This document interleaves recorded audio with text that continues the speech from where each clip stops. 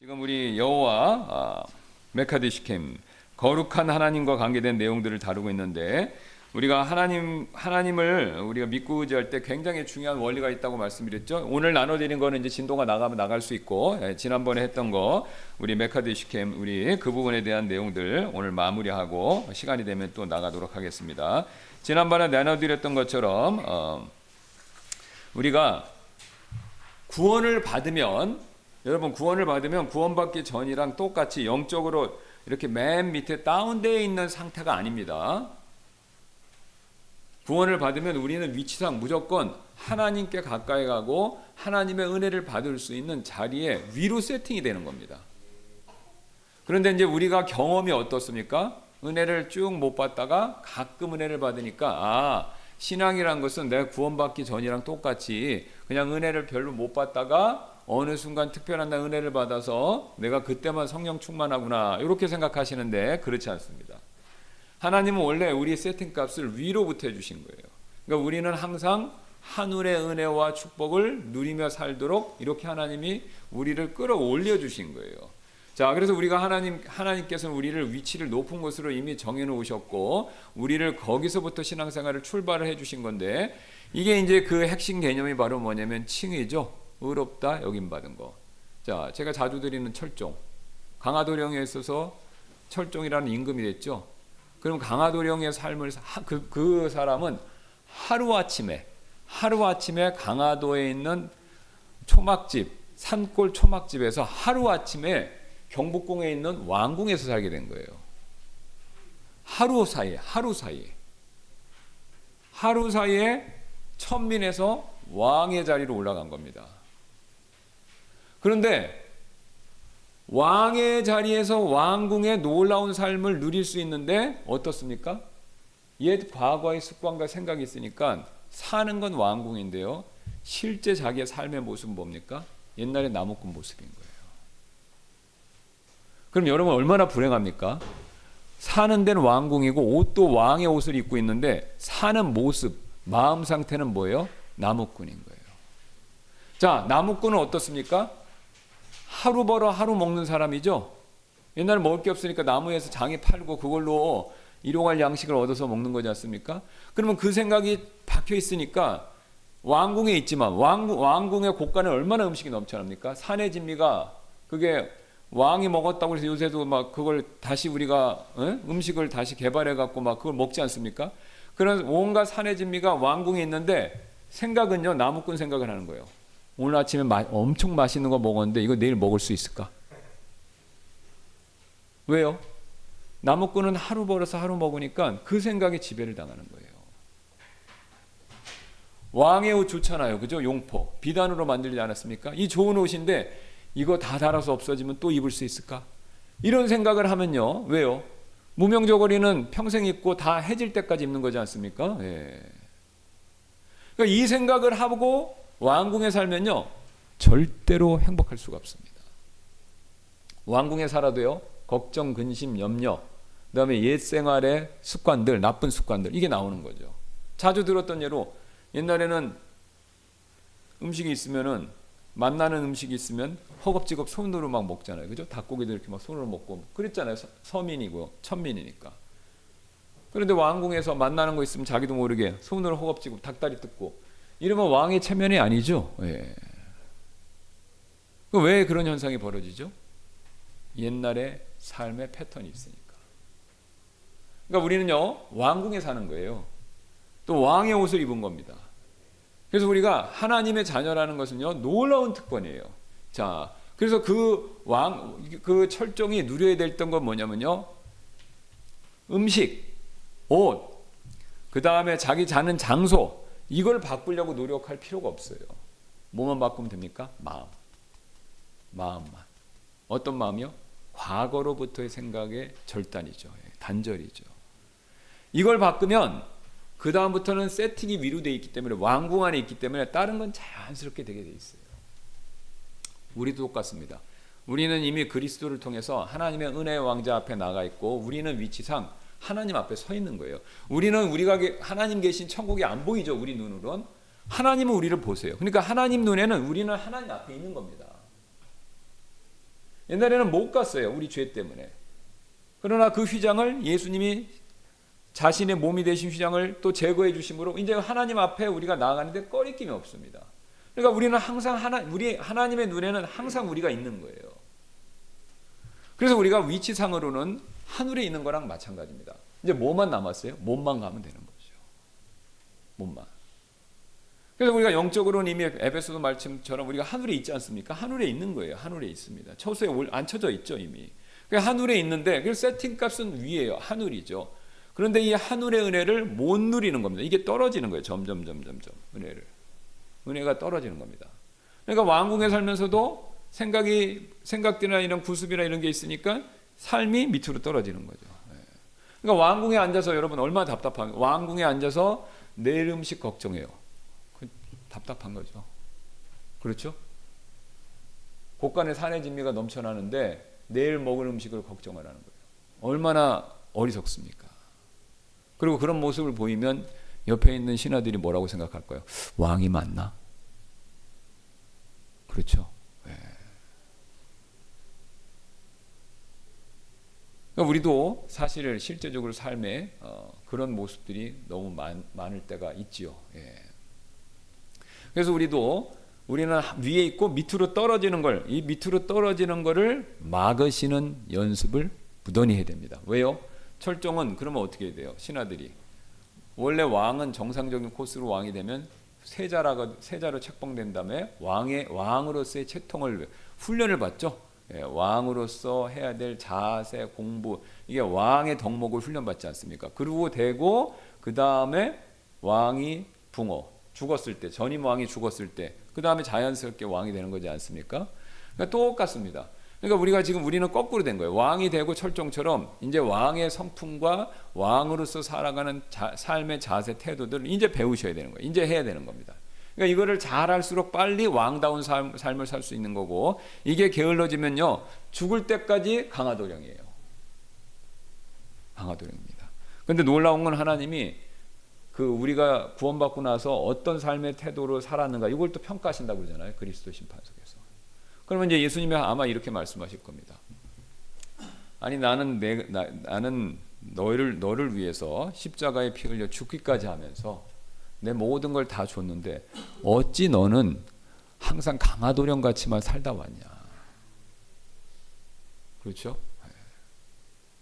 왜 내가 준 거를 그걸 못 누리고 못 쓰고 왜 이렇게 빈곤하게 살다 왔냐? 영적으로.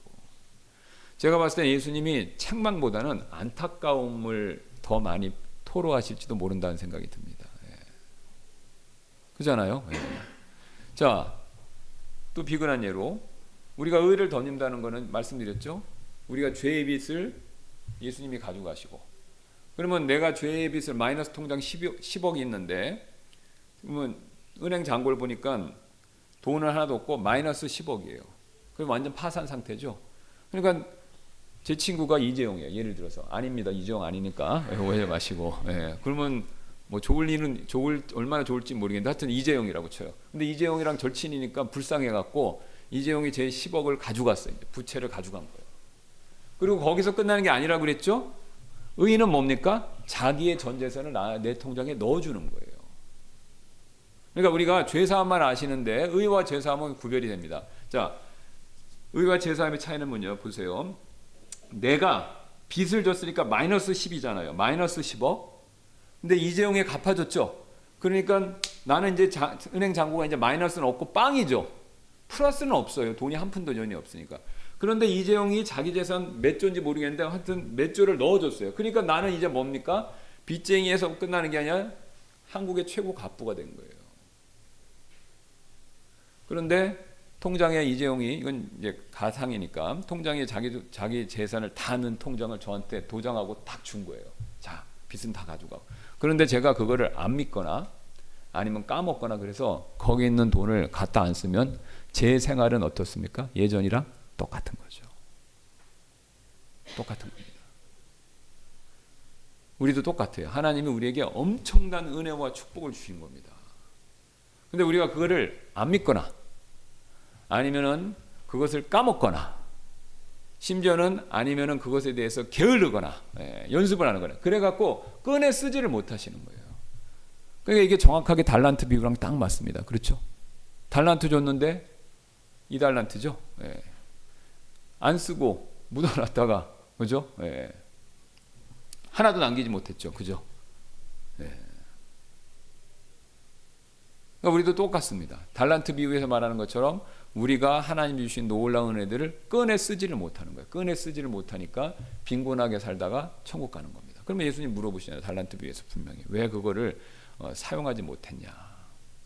똑같습니다. 그러니까 저희는요, 이 하나님 주신 은혜를 사용하는 거, 누리는 거, 그것을 또 우리 삶에서 풍성하게 우리가 넘쳐나게 하는 방법, 이것을 굉장히 많이 하셔야 됩니다. 굉장히 많이 하셔야 돼요. 그러면은 하나님이 주시는 이런 영적 복이 임하기 때문에 일단 다른 거 몰라도요, 내 마음이 기쁘고 즐겁고 평안합니다. 상황과 상관이 없죠.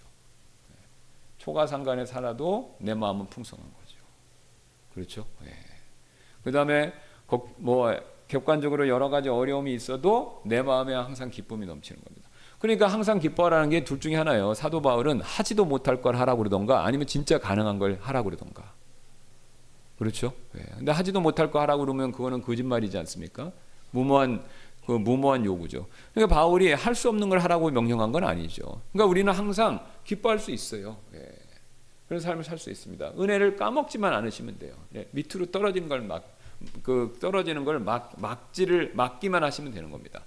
그럼 이게 떨어지는 걸 막으려면 어떻게 되냐라고 했을 때 항상 신호가 온다고 그랬죠. 우리 양심 일단. 양심의 신호를 줍니다. 양심의 찔림 받잖아요. 예. 그러니까 이제 뭐 말씀을 듣는다든가 성경을 본다든가 여러분이 다른 사람들과의 교제를 나누든가 이렇게 할 때 마음의 찔림이 있습니다. 양심이 구원받으면 양심이 더 살아나거든요. 그럼 양심의 찔림이 있으면 그거를 피하거나 그걸 자기 합리화로 덮으시거나 그러시면 안 됩니다. 그러면 양심이 둔감해져요. 무뎌지죠. 예. 그러면 더 밑으로 떨어지는 겁니다. 그러면 양심의 찔림이 있으면 그 양심의 찔림이 하나님의 말씀에 근거한 양심의 찔림이면 우리가 그것을 받아들이셔야 됩니다. 이게 왜냐하면 몸의 통증이랑 똑같다고 말씀드렸죠. 몸의 통증이 오면 가서 조사해 보셔야 되잖아요. 아니 위가 막 쓰리시면 검진 받아야지 그거 무시하시면 큰일 나지 않습니까? 그러니까 우리가 몸의 통증은 우리의 건강에 대한 체크를 하라는 신호이듯이 양심의 찔림은요, 우리가 영적으로 떨어지는 것을 조심하라는 신호입니다. 신호. 그러니까 그걸 무시하면 안 됩니다. 그러니까 그걸 우리가 캐치하셔서 얼른 내 자신을 빨리 바라보시고, 자 그러면 우리가 위가 아파갖고 가면 의사가 보고 위에 위궤양이 있습니다. 뭐 위험이 있습니다. 진단을 해주시죠. 그럼 약 주죠. 그 약을 먹으면 보통 낫지 않습니까? 굉장히 중병이라고 하더라도 초기만 발견되면 똑같습니다. 우리가 양심의 찔림을 받으면요, 그것에 대한 약으로 하나님이 주셨죠. 그게 십자가입니다. 그러니까 십자가로 또 가시면 돼요. 십자가로 가서 양심의 찔림 문제를 고백하고 컨페스, 그 다음에 회개하시고 죄 씻음의 권능을 다시 한번 내 마음에 적용하시면 그러면 다시 살아나는 겁니다. 그럼 은혜가 넘치잖아요. 여러분 이거 많이 해보셔서 알잖아요. 그러니까 이런 삶의 패턴이 계속 반복되셔야 돼요. 그러니까 양심에 찔리면, 근데 이제 양심에 찔리다고 아프다고 진통제를 맞으시면 안 돼요. 그렇죠? 막 배가 아픈데 진통제를 막 먹어요. 그러면은 그게 그때는 잊어버리지만 그걸 계속 먹으면 안 되죠. 여러분 그 타이레놀이 좋기도 하지만 위험한 게 그거지 않습니까? 머리가 아파요. 타이레놀 드시잖아요. 그럼 웬만하면 나는데 계속 아픕니다. 그래도 계속 먹어요. 그러면은 이게 뇌출혈이나 이런 거에 대한 신호일 수 있는데 무시하고 계속 진통제를 먹으면 결국 어떻게 됩니까? 이게 혈관이 터질 수가 있는 거죠. 똑같습니다. 우리도 양심의 찔림일 때 진통제를 받으면 안 돼요. 그럼 진통제가 뭐냐? 그게 뭐냐면 자기 합리화입니다. 자기 합리화. 아니야. 뭐 나는 못해부터 시작해서 그 다음에 나는 할 수 없는 상황. 그러니까 뭐 자기 합리화는 끝이 없어요. 나는 원래 그렇게 태어났어. 또 내 환경이 그래. 또 내 성품이 그래. 또 내 뭐가 어떤 게 그래. 또 내 가족이 뭐 그래. 그래서 다 얘기할 수 있어요. 그게 제가 틀렸다라는 게 아닙니다. 사실이에요. 사실일 수도 있고. 하지만 그게 해결책은 아니라는 거예요. 그게 진통제 역할을 하는 거지 그것을 탓한다고 나의 실제적인 문제가 해결되는 건 아니라는 거죠.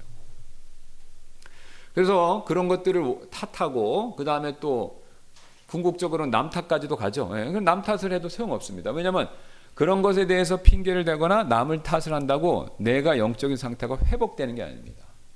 밑으로 더 떨어져요. 왜요? 진통제니까. 치료제가 아니고 진통제니까. 그러니까 그때 통증은 피할 수 있지만 자기 합리화하면요 피할 수는 있지만 밑으로는 계속 떨어지는 겁니다. 그럼 이제 밑으로 떨어지는 게 계속 지속되면 그 다음부터 하나님이 양심도 주셨고 성령이 주시고 또 주변에 있는 성도들이 또 이렇게 영적으로 권면도 해주고 기도도 해주는데 그거를 무시하고 자꾸 진통제를 드시면서 밑으로 떨어지면요 일정 수준 밑으로 떨어지면 하나님이 내버려 두십니다. 이게 징계예요. 자, 그래서 이 내용을 이제 보겠습니다. 저기 보시면, 그러니까 우리가 그렇게 해서 하나님의 내버려 두심으로 오는 게 징계인데 여기 히브리서 12장 5절 보겠습니다. 또한 자식들에게 하시듯 너희에게 말씀하시는 그 권면을 너희가 잊었으니 내 아들아 너는 주의 징계를 멸시하지 말고 그분의 책망을 받을 때 낙심하지 말라. 이는 주께서 사랑하는 자를 친히 징계하시고 또 친히 받아들이는 아들마다 채찍질하시기 때문이라 하셨느니라. 만일 너희가 징계를 견디어내면 하나님께서 아들들을 대우하듯 너희를 대우하시느니라. 왜냐하면 아버지가 징계하지 아니하는 자가 무슨 아들이냐? 모든 사람이 징계의 참여자들인데 너희에게 징계가 없다면 너희는 사생하여 아들이 아니니라. 더욱이 우리를 바로 잡아주는 우리의 육신의 아버지가 우리에게 있고 우리가 그들을 공경하였거늘 하물며 영들의 아버지께서 우리가 더욱 복종하며 살아야 하지 아버지께 더욱 우리가 더욱 복종하며 살아야 하지 않겠느냐. 이는 그들이 진실로 며칠 동안 자기의 기쁨에 따라 우리를 징계하였으나 그분께서는 우리가 그분의 거룩함에 참여하는 자들이 되도록 우리의 유익을 위해 징계하시기 때문이에요. 여기 나오죠. 그분의 거룩함에 참여하는 자들이 되도록 우리의 유익을 위해서 징계하셨기 때문이라.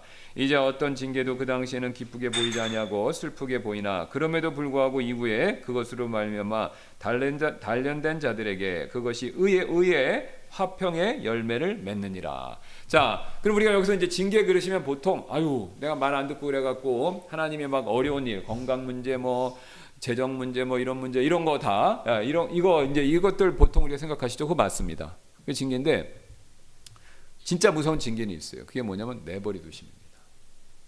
내버려 두심이에요. 그러니까 하나님이 밑으로 떨어지지 않도록 막아주시는데 하나님이 일정 수준에 자꾸 진통제를 먹으면 내버려 두시는 징계일 수 있어요. 그럼 내버려 두시면 밑으로 확 떨어지죠. 밑으로 확 떨어지면 그 다음에 뭐냐면요 마음에 은혜는 하나도 못 누립니다. 그러니까 완전 구원받기 전의 상태로 가요. 완전히 구원받지 그래서 그 상태가 오래 가면요 주변 사람들 자기 자신이 느끼죠. 나 구원받은 거 맞아. 이런 상태로 빠집니다. 그러면 교회도 안 나오고요. 성경도 안 읽으시고 기도도 안 하고 완전 그런 상태로 빠지는 거죠. 이제 그렇게 되면 삶이 잘 되는 게 없습니다. 이상해요. 왜냐면 벌써 내 자신의 힘과 기쁨과 즐거움이 없으니까. 그러니까 벌써 그러면 우리 영혼 몸이 연결된 거 다 아시죠? 내 마음에 기쁨과 즐거움이 없으면요 소화 안 되세요. 건강도 나빠집니다. 그리고 몸이 기쁘고 즐겁지 않으니까 하는 일도 잘 될 수가 없어요.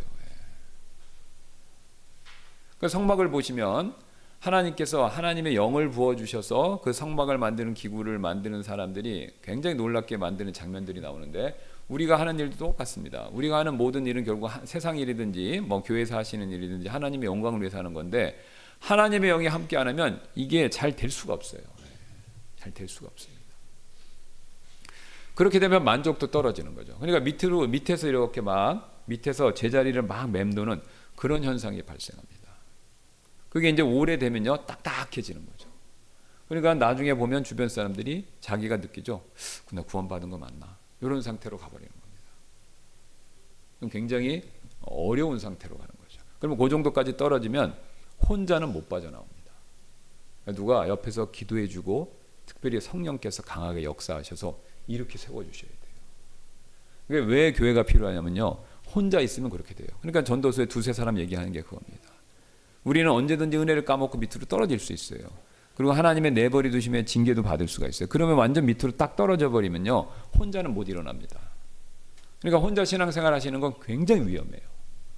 물론 북한 같은 데서는 어쩔 수 없죠. 그런데 그거는 특별한 케이스니까 하나님이 특별한 은혜를 주시는 거고 우리가 정상적인 신앙생활을 할 수 있는 경우에라면요 하나님께서 그런 상태에 있었을 때 우리 스스로 힘으로는 나올 수가 없기 때문에 하나님이 다른 사람들을 통해서 도와주셔야 됩니다. 그래서 교회가 필요하신 거예요. 교회가 필요하신 거예요. 여러분들도 경험해 보셨을 거예요. 주변에 있는 분들도 보셔서 아실 거고.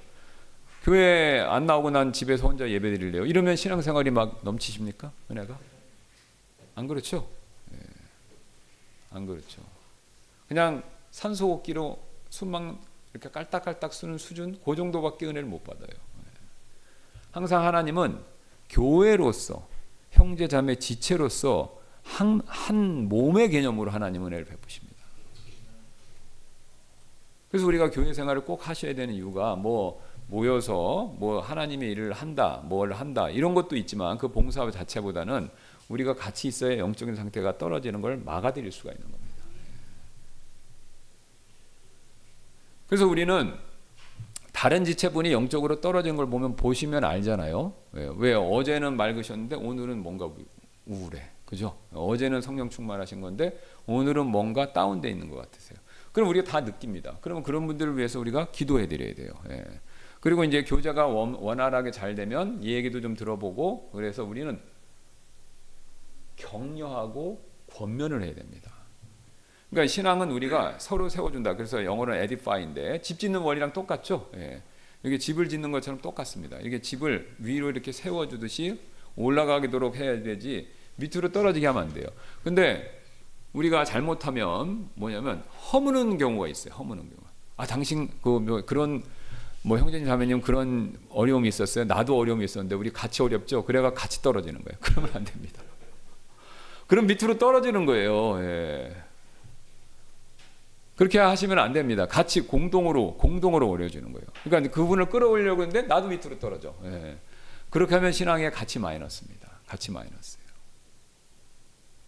그러니까 그렇게 하는 것에 대해서 우리가 조심하셔야 되고 그렇게 되지 않도록 기도하고 그러니까 어떤 우리 지체가 영적으로 지금 다운돼 있다. 좀 힘들어한다. 그러면 그걸 힘들어하고 어려워할 때 그분이 그 부정적인 얘기하는 걸 들으시면 안 돼요. 왜냐면 나도 같이 떨어져요. 오히려 믿음으로 격려하시고 우리 힘을 냅시다. 이렇게 하셔야 같이 올라오지. 밑에 늪에 빠졌어. 이게 늪에 빠진 거랑 비슷하고 그랬죠? 늪에 빠졌잖아요. 지금 늪에 빠지니까 혼자 못 나옵니다. 그럼 내가 손을 내밀었어요. 그래서 잡았는데 여기 밑에 있는 당신 힘들지? 당신 힘드니까 손 놔. 그러면 어떻게 되는 거예요? 이 사람 더 빠지고 이 사람도 넘어지는 거죠. 그럼 힘들죠? 이 빠진 사람 구할 때 힘들지 않은 사람은 어디 있습니까? 그 힘든 사람을 끌어줘야 나오는 거죠. 여러분 수영해 보신 분들은 아실 텐데 수영을 막 해서 하면요 인명구조할 때 그 물에 빠진 사람 그 뒤에서 잡아서 이렇게 건져야 되거든요. 앞으로 하면 같이 빨아줍니다. 그럼 막 힘드는데 이 사람 나 힘드니까 내버려. 그러면 이 사람 죽고 나도 힘 빠지는 거죠. 그래서 이게 우리가 이렇게 세워야지 같이 빨려들면 안 됩니다. 같이 빨려들면 안 돼요. 그렇게 되면 같이 신앙에 어려움을 겪는 거죠. 누누이 말씀드리지만 우리는 신앙생활에 후퇴가 없죠. 후퇴는 없습니다. 신앙생활에 후퇴는 없어요. 일을 무조건 막 해야 된다 이 뜻이 아니에요. 영적인 내 마음의 상태가 항상 하늘을 향하고 앞으로 가셔야 돼요. 일을 할 수도 있고 안 할 수도 있고 좀 천천히 할 수도 있습니다. 일 얘기하는 게 말씀드리는 게 아니에요. 그렇죠. 일은 하다 보니까 좀 멈출 수도 있고 일은 조금 뒤로 갈 수도 있어요. 그건 중요한 게 아닙니다. 우리의 마음 상태가 항상 앞으로 가셔야 돼요. 앞으로. 뒤로 가면 하나님은 절대로 기뻐하시지 않습니다. 이스라엘 백성이 항상 뒤로 간 거는 뭐냐면 이집트로 돌아가고자 하는 그런 욕구가 있었던 거잖아요. 그러니까 그거에 의해서 뒤로 가는 건데 그렇게 하는 거는 하나님이 한 번도 기뻐하시지 않습니다. 그러니까 하나님이 이상하시잖아요. 이스라엘 백성이 광야에서 살인죄를 저지른 것도 아니고 도둑질을 한 것도 아닌데 원망불평했다고 막 몇만 명씩 질병으로 죽거나 막 하나님 죽이십니다. 원망했다고. 그거 무섭잖아요, 그죠? 아니 객관적으로 무슨 객관적으로 큰 죄를 진 것도 아닌데 원망불평했다고 하나님이 엄청난 징계를 내리세요. 그럼 단순하게 이게 원망하고 불평했다고 내리시는 징계가 아니라 이스라엘 백성의 마음 상태를 보시는 겁니다. 왜 원망불평했죠? 이집트로 돌아가기 위해서. 이게 문제예요. 그러니까 하나님이 이집트에서 탈출시키기 위해서 하신 놀라운 은혜를 부정하는 행위입니다. 그러니까 하나님이 그것에 대해서는 경노하시는 거예요. 그래서 우리가 은혜를 부정하거나 그 다음에 은혜에 대해서 반감을 갖거나 또 은혜를 누리는 일에 대해서 고의적으로 후퇴하면요, 하나님이 기뻐하시지 않습니다. 이게 히브리서 주제예요. 히브리서 주제가 뭐냐, 은혜를 받았는데 이 사람들이 이런저런 이유로 후퇴하니까 그것에 대한 경고입니다. 구원 상실을 얘기하는 게 아니라. 그래서 항상 우리는 앞으로 가셔야 됩니다. 마음이요, 영적인 상태가 앞으로, 즉 위로, 앞으로 위로. 그렇게 가셔야 하나님이 계속해서 우리가 은혜가 떨어지지 않도록 도와주시죠. 아니 여러분, 인생 제가 뭐 나이가 많지는 않지만 인생 한 번 사는 거지 않습니까? 대부분 여기 보시면 이제 50년 이상 사실 분이 별로 없어요, 지금. 그죠? 그럼 뭐 50년 밑으로 자 이렇게 되는 건데, 애들 빼놓고는. 그러면은 그 50년 밑으로 사는 사람 이왕이면 은혜 충만하게 누리다가 천국 가는 게 더 좋지 않나요? 그렇잖아요, 그렇죠? 지금 내 앞에 은혜를 누리는 삶이 있고 은혜를 못 누리는 삶이 있습니다. 그 선택은 전적으로 나한테 달려 있습니다. 하나님은 이미 다 주셨어요. 그래서 그거에 맞춰서 내가 순종하고 따르면 은혜를 누리는 삶은 계속 펼쳐지는 겁니다. 자, 그래서 우리가 이 하나님이 주시는 은혜에 대해서 밑으로 떨어지거나 그것에 대해서 어려움을 느끼시는 거, 이것에 있다면 굉장히 조심하셔야 됩니다. 왜냐하면 하나님이 그걸 기뻐하시지 않기 때문에 그렇죠. 자, 그래서 그걸 우리가 잘 지킬 때 기쁨과 평안을 누릴 수 있죠. 그래서 성경은 항상 기쁨과 평안 얘기합니다. 여기 로마서 14장 17절만 한번 보고 마치겠습니다. 로마서 14장 17절 한번 가서 보시죠. 한번 로마서 가서 보시겠습니다. 자, 한번 14장 17절. 여기 보세요. 이게 흥미롭죠? 14장 17절. 자, 이는 하나님의 왕국은요, 먹는 것과 마시는 것이 아니라 오직 성령님 안에서 뭡니까? 의와 화평과 기쁨이기 때문이라. 그렇죠? 의와 화평과 기쁨. 의가 화평과 기쁨과 연결되어 있습니다. 그렇죠? 그러니까 하나님의 왕국, 우리가 하나님의 왕국에서 사는 삶은 먹고 마시는 이런 물리적인, 물질적인 문제가 아니라는 거예요. 의와 화평과 기쁨입니다. 의와 화평과 기쁨을 충만하게 누리는 게 하나님 왕국의 시민으로서의 삶이다라는 거죠. 이게 우리의 삶의 자세가 돼야 된다라는 거죠. 자, 그래서 우리가 항상 이 하나님의 은혜를 잃지 않을 때 하나님은 이거 의와 화평과 기쁨을 약속하시기 때문에 이것을 항상 누리시는 또 저와 여러분들 되시기를 주님의 이름으로 소원합니다. 우리 잠깐 기도하고 마치겠습니다.